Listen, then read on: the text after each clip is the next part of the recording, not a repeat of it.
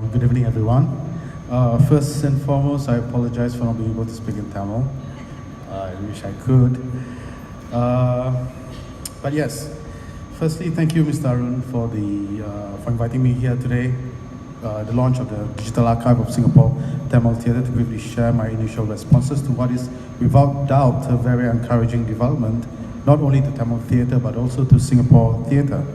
And of course, a warm congratulations to Ganesh and everyone else who have involved on this, in this great work. When Mr. Arun called me about slightly over a month ago to ask if I can speak here today, I was very much excited and honestly not without envy from the position of a Malay theatre practitioner. I am inspired with the potential, the implications, and the effects that such a repository will have to the theatre landscape in Singapore and to the imagination of art and theatre practitioners who are committed to inter and cross-cultural conversations.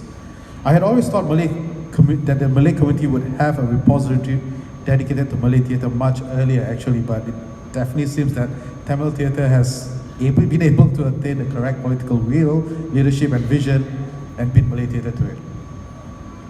So congratulations. One thing that I'm very sure that is sure of is that such a repository will reveal and increase the wealth of our collective and shared narratives and literacy on the diversity and range of theatre making in Singapore. When yesterday we had to rely on English subtitles to enter the world of Singapore theatre, this repository, I believe, will increasingly make us less of a stranger to one another, and over time more familiar to and conscious of the cultural nuances and sensitivities, be they on faith, ethnicity, tradition, national hopes and aspirations, and just as important, national frustrations and dismay. We can only hope to be more empathetic to the struggles of Tamil theatre practitioners to articulate and translate them onto the Singapore theatre stage, which today are still mysterious to many of us, even amongst us theatre practitioners. What this repository will contain and make available every year, I hope from today, to the public will make the borders of intercultural engagement and practice in Singapore even more porous and educate everyone, including the Tamil-speaking community in Singapore, to adore the Tamil word on the Singapore stage. And importantly, the ideas and perspectives that each Tamil word offers to the multicultural landscape. And the Tamil-speaking character will also be more present and visible on our theatre stage. In brief, this repository, I hope, will further contribute to complicating the constantly evolving definitions and parameters of Singapore theatre. And that is good. We are not homogeneous. We need to constantly remind ourselves of this. Our hearing, our sight, our senses cannot be biased, and no one of us should be left invisible or silent. I am somewhat familiar with the Tamil theatre scene, having briefly worked with Ravindra Drama Group the last 5 years, and having had active conversations with Tamil theatre practitioners since my time as the Artistic Director of Theatre Kamatra from 2001, in my attempt to understand and identify real strategies for sustaining minority theatre in Singapore. Immediately after Mr. Arun's phone call, I contacted several peers and young contemporary Tamil theatre practitioners on how they feel about having the DASTT as a new active and living resource for Tamil theatre.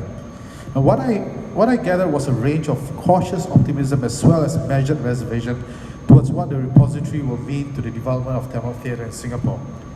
And interestingly, much of these sentiments are shared by and are still being discussed today within various circles in the growing Malay theatre scene. Now allow me here to briefly talk of two of these concerns with regards to DASTT. Not to pose as challenges nor resistance, but to be alert to and sufficiently address inherent and existing blinkers and blind spots as this repository grows and evolves.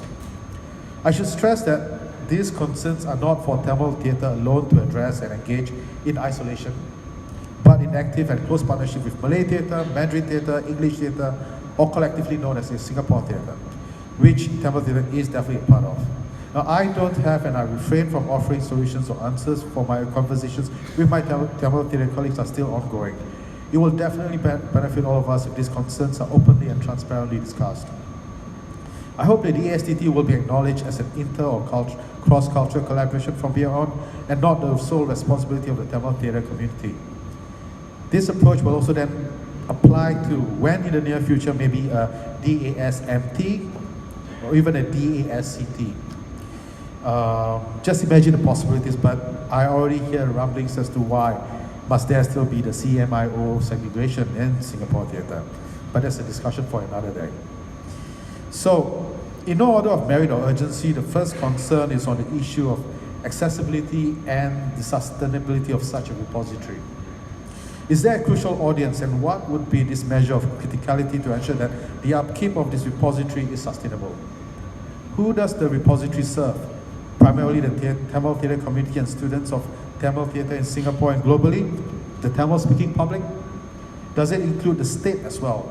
So you'll be enlightened and updated on how to provide sufficient and sustainable support to the needs and challenges faced by Tamil theatre by understanding the trends and diversity in representation, issues, practices, etc. that exist within Tamil theatre.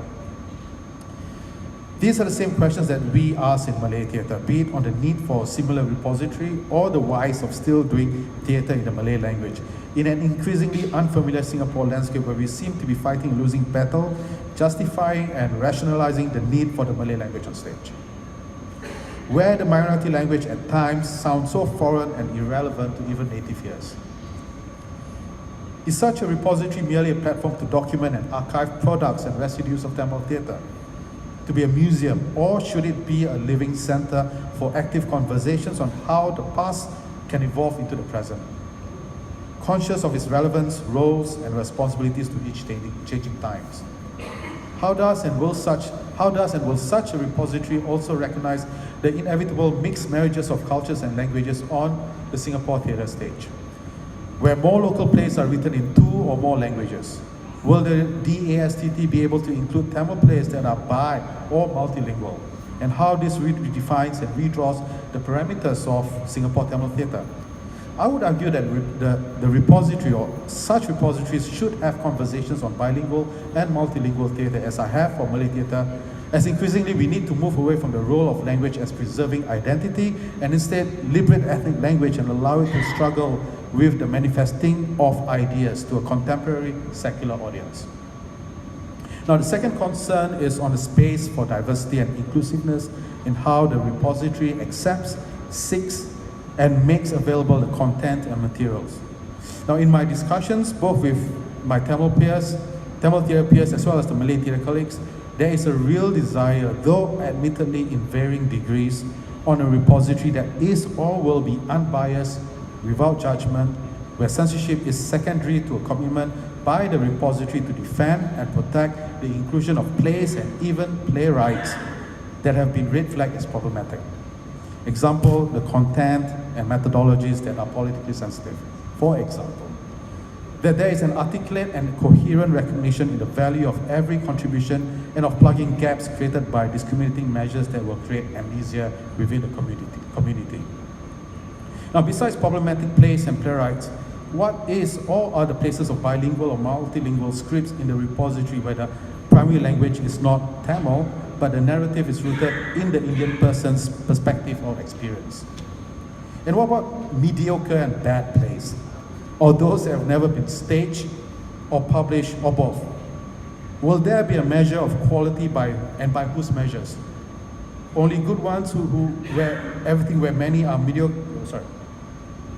Will the measure be dictated by ticket sales, media reviews, controversies, academic or institutional support, or just visibility?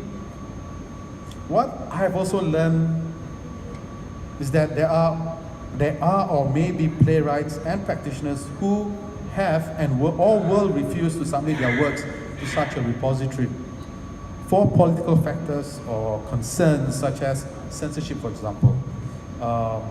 Valid, I'm not sure. I think that's to be discussed. So what kind of assurances will there be? So the community will feel safe and will feel included and not neglected. Now, having said all this, yes, the DASTT is a cause for celebration not only for the Tamil community, but also for the whole of Singapore theatre, actually. I stress this again. But it is a collective effort to ensure that the DASTT, while committed to the archiving of Tamil theatre, is itself a living space that is open to active and constant conversations and to its own evolution in a constantly changing landscape. Congratulations once again to my friends in the Tamil theatre community. Nandri.